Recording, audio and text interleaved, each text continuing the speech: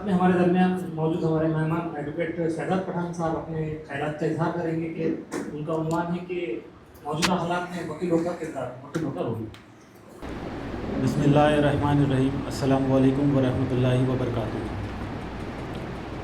सबसे पहले तो डॉक्टर वाहिद शेख का शुक्रिया कि उन्होंने मुझे इस काबिल समझा और इनोसेंस नेटवर्क के इस मंच से अपनी बात आपके सामने रखने का मौका दिया। कल हम आकोला के वकील से हमने मीटिंग की। मीटिंग के बाद 1-to-1 इंटरेक्शन हमारा हुआ। एक अच्छा पॉजिटिव रिस्पांस हमें आकोला के वकील की तरफ से मिला और आज हम पूसत के वकीलों से रूबरू हैं और इंशाअल्लाह आप भी मुतमईन होंगे और एक पॉजिटिव रिस्पांस हमें आपकी तरफ से भी दिया जाएगा। मौजूदा हालात में वकीलों की अहमियत और ज़िम्मेदारियाँ, अहमियत से बड़ी ज़िम्मेदारियाँ, ऐसा मैं समझता हूँ। The importance and responsibilities of a lawyer in the present era. बिल्कुल एक सीधा सा सवाल है, बिल्कुल मामूली सा, कि वकील होता क्या है, हु इज़ अ लॉयर, वो क्या करता है। तो वकील एक ऐसी शख्सियत है, एकदम आसान भाषा में मैं अगर कहूँ, वकील एक ऐसी शख्सियत है जो दूसरों के हक के लिए आवाज़ उठाता है, लड़ता है, कोर्ट में भी और कोर्ट के बाहर भी। Lawyers act as a guardian to the justice and the law is a tool to get the justice but not every time। और बाबरी मस्जिद का फ़ैसला इसका सबसे बड़ा एग्जाम्पल है। थोड़ा इतिहास में अगर हम जाके देखेंगे कि वकीलों ने क्या कारनामा किया और दुनिया को, सिस्टम को क्या दिया। जंग आज़ादी में जो लड़ाई लड़े, जो शहीद हुए, उनमें से कई लोग वकील थे। आपने फिर महात्मा गांधी को भी देखा, जिनको फादर ऑफ नेशन के नाम से जाना जाता है। हमारे देश के प्रधानमंत्री पंडित जवाहरलाल नेहरू। आज़ादी के बाद जब कॉन्स्टिट्यूशन, संविधान लागू हुआ तो कुछ ऐसे चेहरे, आप भी इनके बारे में जानते हो, जिन्होंने लीगल फ्रेटर्निटी को बहुत कुछ दिया। कुछ नाम अगर मैं बताऊं आपको तो नानी पालकी वाला, बेसिक स्ट्रक्चर डॉक्ट्रिन से फेमस है। उन्होंने केशवानंद भारती का केस लड़ा, केस हार गए, मगर बहुत सारी नए प्रिंसिपल्स उसमें जो आज भी चल रहे हैं। फली नरीमन, ऐसे कई नाम हैं जिन्होंने सिस्टम को और जुडिशरी को, लीगल डिपार्टमेंट को, फ्रेटर्निटी को बहुत कुछ इन्होंने दिया। मौजूदा हालात अगर हम देखेंगे, ऐसा नहीं है कि 2014 में बीजेपी आरएसएस की सरकार बनी और सडनली सब ये स्टार्ट हुआ। मुसलमान, दलितों, आदिवासी, पिछड़े, दबे कुचले लोगों के ऊपर जुल्म और सितम होना शुरू हुए। अगर हम बारीकी से देखेंगे तो 2014 से पहले भी ये काम होता हुआ आ रहा है। मुझे ये लगता है कि फ़र्क सिर्फ इतना है कि बीजेपी आरएसएस पावर में आने के बाद इन्होंने सोए हुए लोगों को झिझोड़ के जगा दिया। आज़ादी के बाद हैदराबाद में जो प्रिंसली स्टेट थे, उनको कैप्चर करने के लिए, उस इलाके में संविधान को लागू करने के लिए भारत सरकार ने फैसला लिया था कि वहाँ पर आर्मी को छोड़ा जाए और इन्हें कंट्रोल किया जाए। उसके बाद सबने देखा कि क्या वहाँ पर हुआ, फसाद हुए, जानो मालों का नुकसान हुआ। उसके बाद फिर सरकार ने फैसला लिया कि कमेटी बनाई जाए और उन्हें वहाँ भेजा जाए और बताया जाए कि जो कुछ भी हुआ उसे भूल जाइए, एक नए तरीके से हम शुरुआत करेंगे। संविधान के अंदर आपको पूरा इख्तियार है, पूरा राइट है, आप अपने मज़हब पे चले, अपने हिसाब से चले, कोई आपको रोक नहीं सकता। कमेटी बनी जिसको लीड कर रहे थे पंडित सुंदरलाल।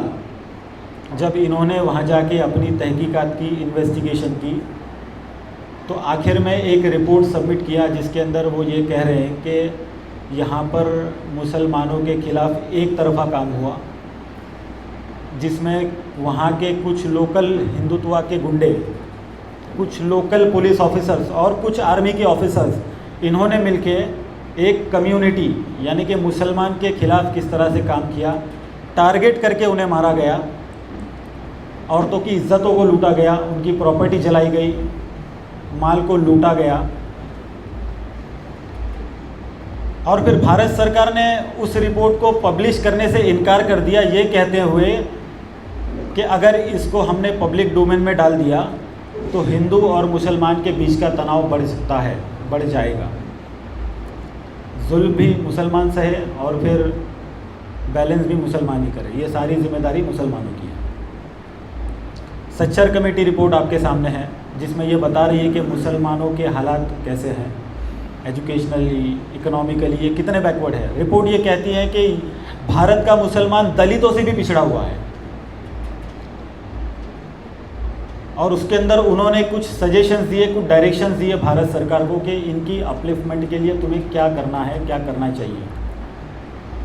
जिसको सिस्टम ने कभी एड्रेस नहीं किया वो रिपोर्ट अभी भी धूल खाती पड़ी है, उसको ग्राउंड लेवल पे इम्प्लीमेंट नहीं किया गया, क्योंकि ये करना ही नहीं चाहते, इनका इंटेंशन ही नहीं है। ये चाहते ही नहीं कि मुसलमान और दलित समाज इस देश का आगे आए, इनका अपलिफ्टमेंट हो, ये आगे बढ़े। अगर ये आगे बढ़ेंगे तो देश भी आगे बढ़ेगा, मगर ये चाहते ही नहीं कि हम आगे बढ़े। अच्छा, एक लाइव एग्जांपल अभी आपके सामने भी है, नाइंसाफ़ी के बारे में अगर मैं बात करूं, बम्बई में धमाके हुए थे ट्रेन ब्लास्ट के अंदर, ट्रेन के मुंबई लोकल के अंदर सीरियल ब्लास्ट हुए थे, जिसके अंदर 13 लोगों को गिरफ्तार कर दिया गया, ये कहते हुए कि ये लोग इसमें मुलव्विस है और इन लोगों ने ये धमाके किए। ट्रायल चला, ट्रायल चलने के बाद डॉक्टर वाहिद को इसके अंदर एक्विट कर दिया गया, ये कहते हुए कि भाई ये इनोसेंट है, बेगुनाह है, इन्हें छोड़ दीजिए। 8-9 साल ज़िंदगी के इनके ऊपर सिस्टम ने जो किया, इनके ऊपर जो जुल्म के पहाड़ तोड़े गए, इनकी फैमिली को टॉर्चर किया गया। 9 साल बाद बाइज्जत बरी छूटे, छूट तो गए, मगर सवाल अब भी वैसा क्या वैसा है कि क्या इंसाफ हुआ। सवाल तो वैसा ही है, क्या इंसाफ हुआ। ये जो एक इंसान की जो ज़िंदगी का एक प्राइम टाइम होता है, उसकी जवानी, ये वक्त, ये जवानी इन्होंने जेल में गुजारी, इनके जुल्म और सितम को सहते हुए। देश के हमारे और भी हालात अगर हम देखेंगे तो खास करके बीजेपी आरएसएस पावर में आने के बाद क्या क्या यहाँ पर हो रहा है। बकरा ईद का मौके पर हर साल ये जाग जाते हैं और जानवरों के नाम पे इंसान को मारना शुरू करते हैं। एवरी ईयर ये होता है, पूरे देश भर में हमने देखा है, लोगों की जानें ली गई, ट्रेन के अंदर मारा गया गोश्त के नाम पे। अगर भैंस का भी गोश्त है, दुम्बे का भी गोश्त है, तो भी ये कहते हैं कि गाय का गोश्त है और मारते हैं। गोश्त इनका टारगेट नहीं है, मुसलमान इनका टारगेट है कि इनको किस तरह से मारा जाए, किस तरह से इनकी जान ली जाए। बुलडोज़र जस्टिस ट्रेंडिंग है पूरे देश में, शुरू हुआ था नॉर्थ से, आज महाराष्ट्र में भी इसके असरात नज़र आ रहे हैं। हाल ही में हमने देखा कि नासिक में एक केस हुआ, TCS कंपनी की कोई लड़की है, उसके ऊपर कुछ आरोप थे। वहाँ के नगर सेवक, लोकल कॉरपोरेटर के ऊपर ये आरोप लगे कि इस अक्यूज़ को इसने पनाह दी थी और उनके घर पे बुलडोज़र चलाया गया। एक कॉरपोरेटर जो लोक प्रतिनिधि है, जनता ने जिसे चुनकर दिया कि आप अपना कीमती वोट देकर के आप जाए, हमारी आवाज़ बनकर हमारे लिए लड़े, हमारे खिलाफ होने वाले नाइंसाफ़ी के लिए आवाज़ उठाइए। उसके घर पे इस तरह से बुलडोज़र चलाया गया, तो आम आदमी की क्या हालत होगी इसका अंदाज़ा कर सकते हैं। और आप लोगों को है भी, जो हालात हमारे मुल्क में हो रहे हैं, चल रहे हैं। इसके बाद हमने कुछ वाक़यात और भी देखे पूरे हिंदुस्तान के अंदर। एक वाक़या बम्बई के अंदर हुआ, मेल के अंदर, जयपुर मुंबई सुपरफास्ट एक्सप्रेस बोरीवली और दहीसर के बीच में एक ऑन ड्यूटी कांस्टेबल ने 3 मुसलमानों को आइडेंटिफाई करके शूट कर दिया, उनकी जान ले ली। उनकी पहचान समझने के बाद कि ये मुसलमान है, और साथ ही में जो सीनियर ऑफिसर उसको रोक रहा था उसको भी गोली मार के उसकी जान ले ली। केस अभी बम्बई के सेशन कोर्ट में ट्रायल चल रहा है। ट्रायल में विटनेस होता है, विटनेस विटनेस बॉक्स में आकर के ये कहता है कि जब इसने मुसलमानों को चुन के टारगेट करके मारा तो इसका ये कहना था, उन्होंने बाकायदा वीडियो शूट किया हुआ है जिसके अंदर ये नज़र आ रहा है, सुनने में आ रहा है कि वो कह रहा है कि हिंदुस्तान में अगर रहना होगा तो मोदी और योगी को वोट देना होगा और बम्बई में तुम्हारे ठाकरे, ये अल्फाज है उसके जो रिकॉर्ड पे है। हिंदुस्तान टाइम्स ने इसको रिपोर्ट किया, एचटी की रिपोर्ट पढ़ी आप, पब्लिक डोमेन में है। तो इस तरह से मुसलमानों को इस देश में टारगेट किया जा रहा है, उन पे जुल्म किए जा रहे हैं।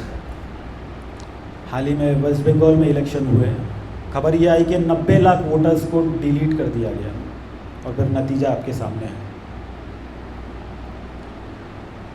इस तरह के वाक़यात हो रहे हैं। मैंने न्यूज़ देखी, कुछ वहाँ के कुछ बड़े बड़े लीडर्स को सुना, उनका ये कहना है कि हमारे लीडर्स इंक्लूडिंग ममता बनर्जी, हमको मार के वहाँ से बाहर निकाल दिया गया इलेक्शन कमीशन द्वारा।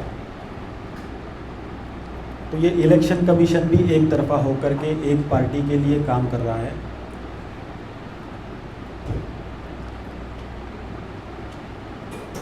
तो ऐसे हालात में, ऐसे दौर में हम वकीलों का क्या रोल है? आपने पूरी दुनिया में अगर कहीं पर रिवॉल्यूशन आया, आपने उसको पढ़ा होगा, आपने समझा होगा कि उस रिवॉल्यूशन के अंदर वकीलों का एक बहुत बड़ा हिस्सा रहा। तो ऐसे माहौल में हमारी क्या जिम्मेदारी है? मैं आपको सजेशन नहीं दे रहा हूँ, काफ़ी सीनियर वकील यहाँ बैठे हुए हैं, मैं बस अपनी बात आपके सामने रख रहा हूँ, गुस्ताखी माफ़।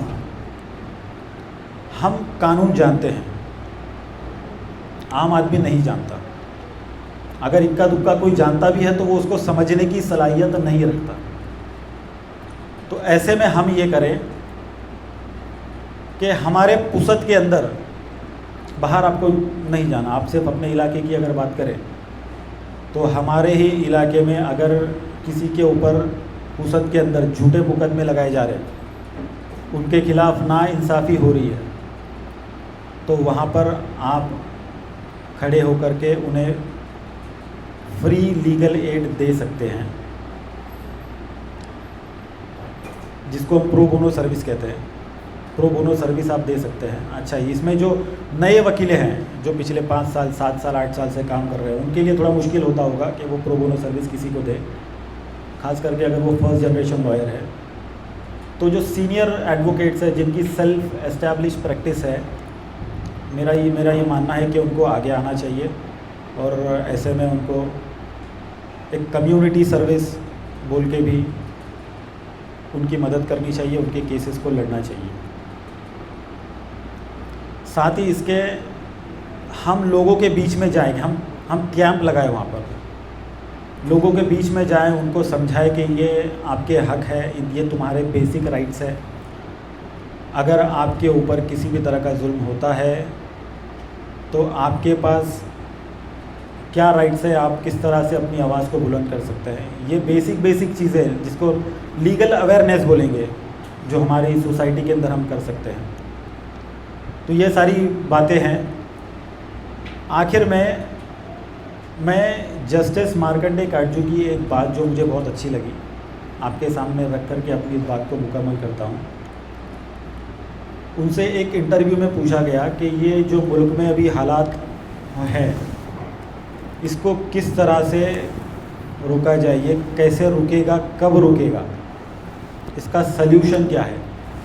तो इस पर उनका ये कहना था कि कानून, संविधान अब सब एक तरफ, भारत को अब ज़रूरत है एक रेवोल्यूशन की जो ज़रूर आएगा। बहुत बहुत शुक्रिया।